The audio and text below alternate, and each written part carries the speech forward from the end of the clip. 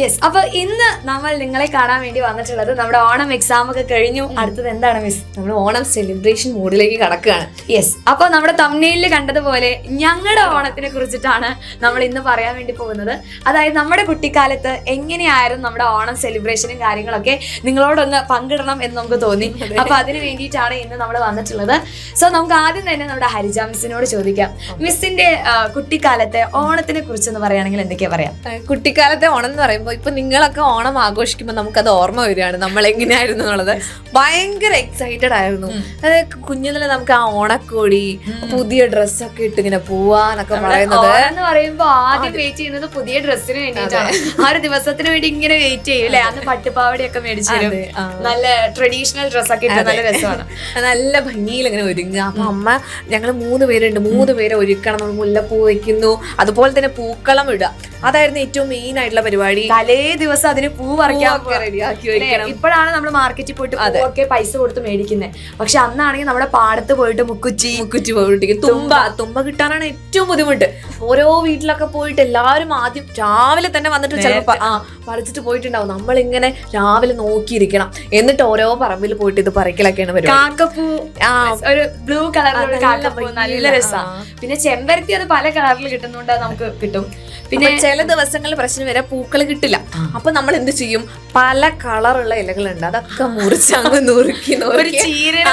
അതെ, അവനായിരുന്നു main item. അപ്പൊ പൂക്കളം നോക്കിക്കഴിഞ്ഞാൽ ഫുള്ള് ഇവനാണ് ഇങ്ങനെ ചുറ്റിലും നിൽക്കുക. പിന്നെ 2-3 ചെമ്പരത്തിന്റെ ഒക്കെ അല്ലി വെച്ച് അങ്ങനെയൊക്കെ ഡെക്കറേറ്റ് ചെയ്യും. അപ്പൊ അങ്ങനെയായിരുന്നു പൂക്കളം. ചില ദിവസങ്ങൾ നല്ല ആർഭാടായിട്ട് പൂക്കളിടും, ചില ദിവസങ്ങളിൽ ഇലകൾ വെച്ചിട്ട് അഡ്ജസ്റ്റ് ചെയ്യും. അതായിരുന്നു എന്റെ ഓണം. പിന്നെ സദ്യ അടുത്ത പറയുമ്പോ അതാണ് നെക്സ്റ്റ് നമ്മൾ വെയിറ്റ് ചെയ്യുന്ന കാര്യമല്ലേ. ഉച്ച നമ്മളൊരു 12:30 ആകുമ്പോഴത്തേക്ക് നമുക്ക് ഫുഡൊക്കെ അവിടെ സെറ്റ് ആയിട്ടുണ്ട്. രാവിലെ തുടങ്ങും അമ്മമാർ അടുക്കളയിലെ ഫുൾ ജഗപുക പരിപാടികളൊക്കെ തുടങ്ങും. പിന്നെ അവസാനം പപ്പടം കാച്ചും. അതെ, അല്ലെങ്കിൽ പൊങ്ങി വരുന്ന പപ്പടം കൂടി ആയി കഴിഞ്ഞാല് സദ്യ റെഡിയാണ്. അപ്പൊ മിസ്സിന് ഇഷ്ടമുള്ള വിഭവം ഏതാ? എനിക്ക് അവിയലാണ് ഇഷ്ടം. കാരണം അതിൽ കുറേ പച്ചക്കറികൾ ഉണ്ടാവല്ലോ, എല്ലാം കഴിക്കാലോ. അപ്പൊ അതാണ് ഏറ്റവും ഇഷ്ടമുള്ളത് കേട്ടോ. പിന്നെ പായസം നമുക്ക് എല്ലാം ഇഷ്ടമാണ്. പായസം ഏത് പായസം ഏറ്റവും കൂടുതൽ ഇഷ്ടം? എന്നാൽ ഞാൻ എല്ലാം കഴിക്കും, അങ്ങനെയാണ്. എനിക്ക് അടപ്പായസം നല്ല ഇഷ്ടം. നിങ്ങൾക്ക് ഏത് പായസം ഇഷ്ടം എന്ന് വേഗം ഒന്ന് കമന്റ് ചെയ്യാം.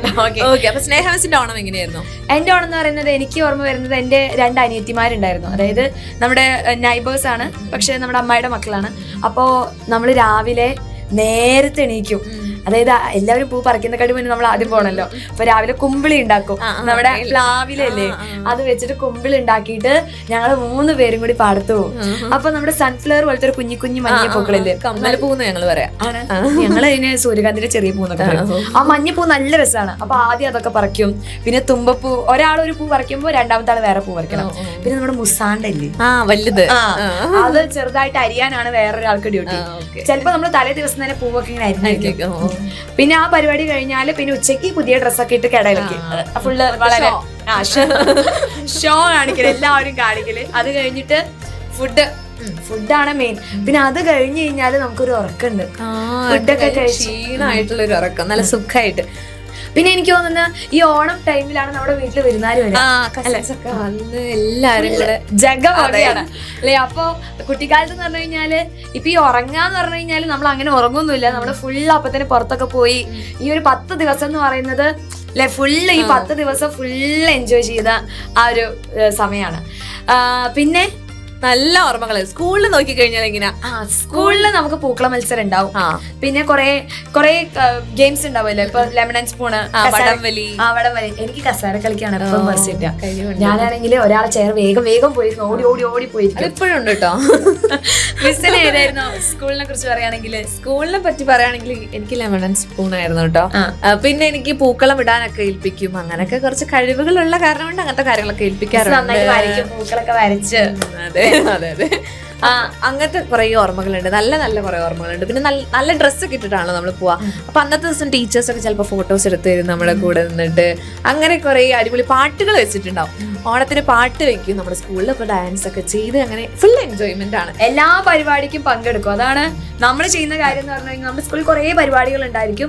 നമ്മൾ വെറുതെ ആയാലും ഒന്ന് പങ്കെടുക്കുക. അങ്ങനെ ആയാലും നമുക്ക് അടുത്ത എന്തെങ്കിലും പരിപാടിക്ക് എന്തെങ്കിലും പങ്കെടുക്കാൻ ഒരു താല്പര്യം തോന്നുള്ളൂ. അപ്പോൾ ഇതൊക്കെയാണ് നമ്മുടെ വിശേഷങ്ങൾ.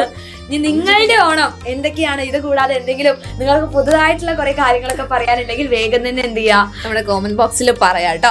ഓണം എങ്ങനെ പോകുന്നു, അടിപൊളിയായിട്ട് പോകുന്നുണ്ടോ, ആഘോഷമൊക്കെ എങ്ങനെയായി, എവിടം വരെ എത്തി എന്നുള്ള കാര്യങ്ങളൊക്കെ താഴെ കോമന്റ് ബോക്സിൽ പറയാം. യെസ്, അപ്പൊ നിങ്ങൾക്ക് എല്ലാവർക്കും അഡ്വാൻസ് ഹാപ്പി ഓണം.